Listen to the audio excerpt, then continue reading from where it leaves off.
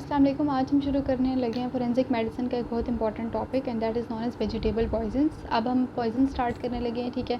Vegetable poisons, cardiac poisons, spinal poisons, cocaine poisoning, ये सब हम बारी बारी डिस्कस करेंगे। Today we will discuss vegetable poisons. Vegetable poisons में जो मोस्ट इम्पॉर्टेंट हैं हम उनको डिस्कस करेंगे, उनका हम इंट्रोडक्शन देखेंगे कि उनमें क्या क्या कंपोनेंट होता है और अगर उनकी पॉइजनिंग हो जाए तो उससे साइन एंड सिम्टम क्या क्या आता है, उस पॉइज़न का फेटल डोज और फेटल पीरियड क्या है और ट्रीटमेंट फिर हम क्या करते हैं अगर उस ख़ास कंपाउंड की पॉइजनिंग हो जाए तो पोस्टमार्टम अपीयरेंसेस क्या क्या होंगे बंदे के ऊपर एंड मेडिको लीगल एस्पेक्ट क्या होगा उसका, ठीक है।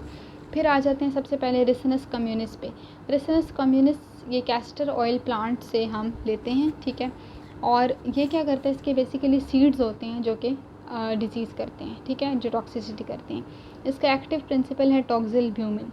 टॉक्सिल ब्यूमिन जिसको राइसिन भी कहते हैं, वो आपके आरबीसीज़ को इन्वॉल्व करता है और आरबीसीज़ की लाइसिस करके उनको डिस्ट्रॉय कर देगा। साइन एंड सिम्टम्स क्या आते हैं, बर्निंग इन थ्रोट, ठीक है।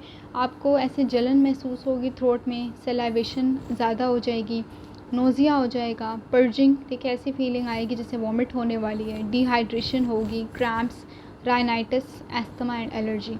फेटल डोज एंड फेटल पीरियड अगर 6 mg राइसिन है, ओके सो अगर 6 mg राइसिन होगा जो कि बेसिकली 10 सीड अगर आप खाएंगे तो वो 6 mg राइसिन बनेगा, वो फेटल डोज है। मतलब ये इतना काफ़ी है कि वो आपकी डेथ भी करवा सकता है और फेटल पीरियड इसका सेवरल डेज़ होता है।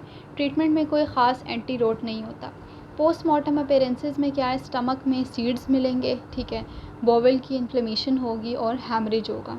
मेडिको लीगल एस्पेक्ट ये है कि एक्सीडेंटल है, मतलब अगर बच्चे एक्सीडेंटली इसको तोड़ के खा लें, ठीक है, या फिर इसके सीड्स इंजेस्ट कर लें, और होमिसिडल भी होता है कुछ केसेस में कि किसी को मारने के लिए दिया जाता है। फिर है Croton tiglium. Croton tiglium that is known as जमाल घोटा, ठीक है, इट्स वेरी फेमस बिकॉज ये इतना डायरिया कर देता है कि उसकी वजह से डिहाइड्रेशन से डेथ हो जाती है।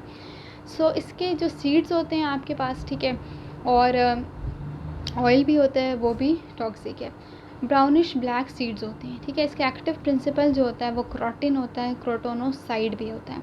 साइन एंड सिम्टम ये कि ये ब्लिस्टरिंग करता है, आपके जीआईटी को इन्वॉल्व करता है, जीआईटी इरिटेशन करता है तो मोटिलिटी इंक्रीज़ हो जाती है, बर्निंग पेन करता है एब्डोमेन में, पर्जिंग करता है और कोलैप्स कर देगा।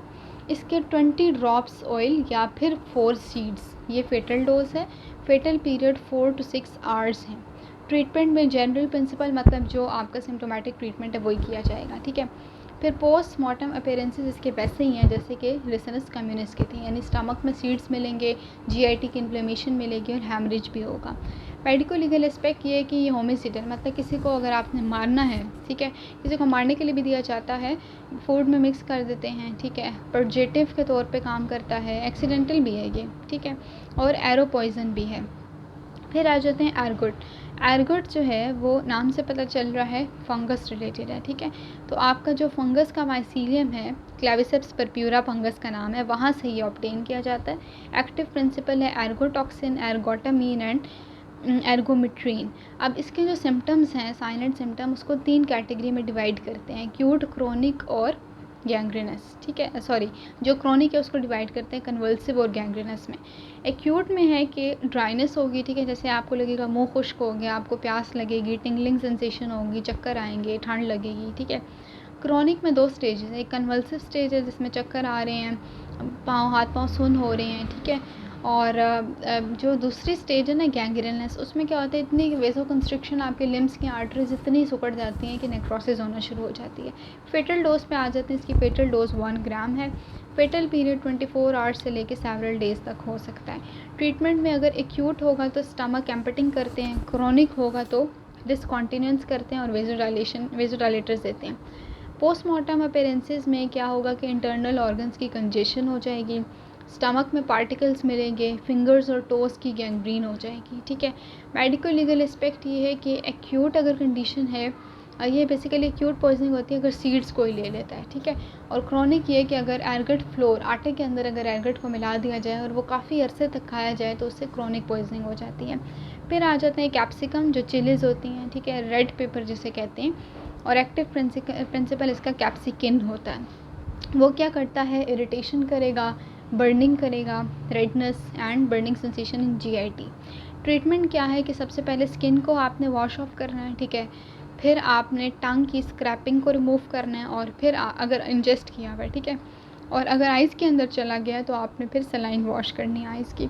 मेडिको लीगल एस्पेक्ट इसका ये है कि टॉर्चर टू एक्सटॉर्ट मनी, ठीक है, यानी किसी से अगर पैसे आपने निकलवाने हैं उसके रिज़ल्ट में आप इस पॉइज़न से उसको टॉर्चर कर सकते हैं, ठीक है, या फिर ये कि इसको नॉस्ट्रल्स और आइज़ में यूरिथ्रा वेजाइना के अंदर भी इंट्रोड्यूस किया जा सकता है। ये भी अगेन इन्हीं सब केसेस में होगा। और रॉबरी के केस में, ठीक है, बचने के लिए ख़ुद को आइज़ के अंदर भी वो डाल सकते हैं और इसके फ्यूम्स जो हैं आइज़ को इरिटेट करते हैं। फिर आ जाते हैं कैलोट्रॉपी, जिसे मैडर भी कहते हैं। इसका एक्टिव प्रिंसिपल है एस्कैरिन, ठीक है, और कैलटॉक्सिन, कैलकैक्टिन भी है। ये चारों इसके एक्टिव प्रिंसिपल हैं। सीरम में आ जाता है जाइजेंटिन। इसका जूस ज़्यादातर टैनर्स इस्तेमाल करते हैं, ठीक है, एक्सटर्नली और इंटरनली। अब एक्सटर्नली इसके सिम्टम्स भी होंगे और इंटरनली भी। एक्सटर्नली क्या होगा कि स्किन रेड हो जाएगी, कंजक्टिवाइटिस हो जाएगा, और इंटरनली आपके पास ये GIT पॉइज़न है ना, ठीक है, बिटर टेस्ट होगा, बर्निंग पेन होगा, nausea, diarrhoea, convergence, collapse and ultimately death. Treatment क्या है? गैस्ट्रिक लेवेज करते हैं, स्टमक वॉश करते हैं, डिमल्सेंट्स देते हैं, ठीक है, और स्टिमुलेंट्स देते हैं। पोस्टमार्टम अपीयरेंसेस में आपको ये नज़र आएगा कि बंदे के प्यूपिल डायलेट हुए होंगे, नॉस्ट्रल्स में फ्रोदिंग हो चुकी होगी, GIT की इन्फ्लेमेशन हो जाएगी और मेनिंजेस की कंजेशन हो चुकी होगी, ठीक है। उसके बाद आ जाते हैं मेडिको लीगल एस्पेक्ट। तो उसमें ये है आपका कि इन्फेंटिसाइड के तौर पे इन्फेंट्स को मारने के लिए, ठीक है, अगर उनके मिल्क में मिला दिया जाए, इंजेस्शन भी हो सकती है। कैटल पॉइज़न है, कैटल्स को मारने के लिए। आर्टिफिशियल ब्रूजेस इससे क्रिएट किए जा सकते हैं कि अगर आप इसके लेके वो बना लेंगे ना स्किन के ऊपर मार्क्स, तो बिल्कुल ऐसा लगेगा कि सच ब्रूज है। एंड रेयरली फॉर सुसाइड या होमिसाइड के लिए काम में इस्तेमाल किया जाता है। This is all about chapter number 44। ये मैंने पारिक से ही पढ़ाया है, ठीक है। वहाँ पे वेजिटेबल पॉइजन्स बहुत ज़्यादा डिटेल लिखी हुई है, अगर आप पढ़ना चाहते हैं तो पढ़ लें, वरना अदरवाइज़ जो मैंने पॉइंट्स बताए हैं वो काफ़ी हैं। Thank you so much.